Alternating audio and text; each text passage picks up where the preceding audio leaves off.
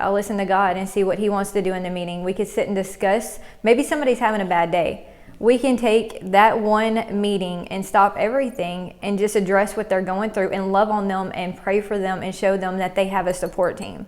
About recovery, I'm really big about not shooting your wounded, because so often in other groups, it has been where if someone goes back out and uses drinks or goes back into the lifestyle which they've come out of, immediately they're shunned from the group. That's not what we do. We're here to love on you. We're here to accept you back. I don't care what you did yesterday. What are you doing today? How can we help you get to your tomorrow and be successful? Well, I'm not saying that other groups aren't for people, because everybody finds their recovery wherever they find it. I'm not saying one is better than the other. However, it's less boring, I guess you'd say.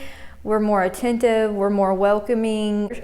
Like, the more I found drugs and alcohol, the more I become numb, the less I had to think about home situations, the less I had to think about the molestation or the trauma of my mother leaving me at 4.5 years old. You know, these were all things that I used as an excuse to use, and now I'm using it for something positive. When I got older, I had 2 kids. By 22, I had 2 children. I thought that would have stopped me. I was a dancer in Beaumont for years. I thought maybe I can go into the clubs and be a normal person and walk out, but on the back of my truck, it has Lady Dope Dealer with an H over the D now, because I no longer deal dope and it's all hope. So I was a stripper. I chose to do drugs there. I drank there. I lived the wild life, and eventually I was stopped dead in my tracks. You could come into my house for years and see scriptures on the wall and crosses, and in every room I had a Bible open. I figured that if I had that Bible open, that was enough to save me and get me into heaven and keep me sober. But I never read it. And one day, probably about 4 years ago now, a tree fell through my house. The day before that, my dog died. I know it sounds like a horrible country song, but the dog died. A tree fell through my house. We were ejected into a hotel, and that now ex had decided that he was done, that he didn't want to live the life with me anymore, of whatever the lifestyle we were living. And I was in a hotel with me and my kids. I had family. They reached out. I had other people. I could have moved home with Dad, but I was stubborn. I was like, no, I'm going to stay in a hotel room. When the kids leave, I'm just going to drink and do my thing, and it's just going to be like the party life with children. And somewhere in there, I became suicidal. I didn't want to live.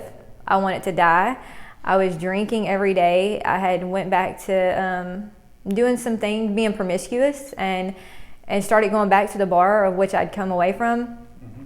And one day I stepped into a church in Orange, and immediately when I stepped in that church, like, I felt something I'd never in my life experienced. And I was welcomed there with open arms, even through my mess in the last 2 years. Like, I have spiritual advisors that they loved me through it, and I'm like, why didn't you stop me? I was live from a bar, and then, the next day live from church. But, whenever that came up in my life, and what did they say? They were like, I just had to love you. I just had to love you. And I was like, that's not how it works. Like, you have to tell me I'm wrong and show me that I'm wrong and tell me that I'm going to hell. And that's not what it was. I found a new Christianity where it wasn't so much of you're wrong, you're going to hell for having sex, doing drugs, drinking, and all that stuff. It was more of, let me love you and show you the love of Christ. And that honestly is what saved me. And that's honestly what brought me to where I am today, because if someone wouldn't have loved me through my mess, I would have stayed in it.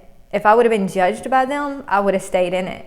I just, like, my life isn't my life anymore. Like, I don't want to live selfishly. Like, I don't want to be like, okay, so let's just decide what Ambry wants to do. Let me just go get white girl wasted, make some bad decisions, and blame it all on my past tomorrow. That's not what I want to do anymore. Like, when God wrecked shop for me, He had to bring my life to a halt. He had to take away things that I loved, and I'm okay with that, because He did that. I'm in a different place now, and I'm able to reach somebody where all the trauma took place in my life, the drugs, the molestation, whatever it might be, it's all used for the greater of His glory now. We meet at the Tabernacle on Tuesday at 7 o'clock. Every Tuesday. We usually open the door around 6:45, because you come in and get some coffee, chat it up. We want to greet you, see your face, let's have a conversation.